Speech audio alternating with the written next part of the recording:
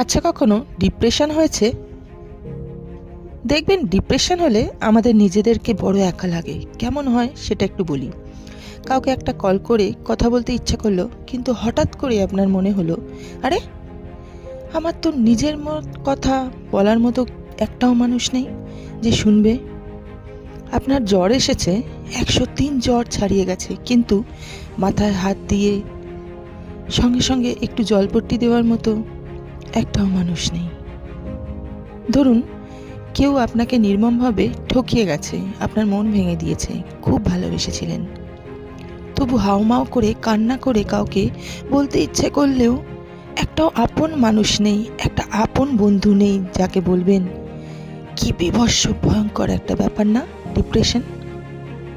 দেখুন, এই নগর সভ্যতায় এমন অজস্র মানুষ আছে যাদের সুন্দর বাড়ি আছে, গাড়ি আছে, পরিবার আছে, ঘর জুড়ে প্রতিদিন হইচই আছে, কিন্তু নিজের ভেতরে দু চারটে কথা বলার মতো মানুষ একটাও নেই, যে কিনা ভিতরটা বুঝবে। জানো তো, ভিতরটাকে। প্রচণ্ড ডিপ্রেশনে নিজেকে শেষ করে দেওয়ার চিন্তা হয় অনেক সময়, কিন্তু মাথায় হাত রেখে সব সেরে যাবে এই কথাটা বলার মতো একটা মানুষ নেই। বুকের ভেতরে একটা যন্ত্রণা পুষে রাখছেন, কথা না হোক পাশে বসে চুপচাপ আপনাকে শুনবে, শুধু শুনবে, এমন একটা মানুষও কত মানুষের নেই জানেন তো। আমার মূলত একা। বাইরের চাকচিক্যটা দেখে আমরা ভেতরের মানুষটাকে কখনো জাজ করতে পারি না।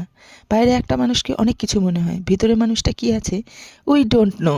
আমরা সহজে নিজের মানুষ পাই না জানেন। আমরা জনসমাগমেও একা। আমাদের কোনো বন্ধু নেই আসলে, যে কিনা আমাদের ভিতরের মানুষটার বন্ধু। ডিপ্রেশনে এক মুহূর্ত জড়িয়ে ধরার মানুষটা নেই। আমরা দুঃখ পুষে রাখি, দীর্ঘশ্বাসে উড়ানোর চেষ্টা করি, এরপর নিজেকে একবার অসহায় অনাথের মতো সময়ের কাছে নুইয়ে দিই, আত্মসমর্পণ করি।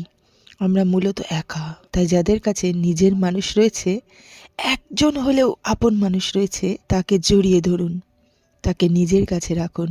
কারণ যে একা সেই প্রকৃত অর্থে বোঝে একাকিত্ব আসলে কতটা ভয়ঙ্কর। ধন্যবাদ।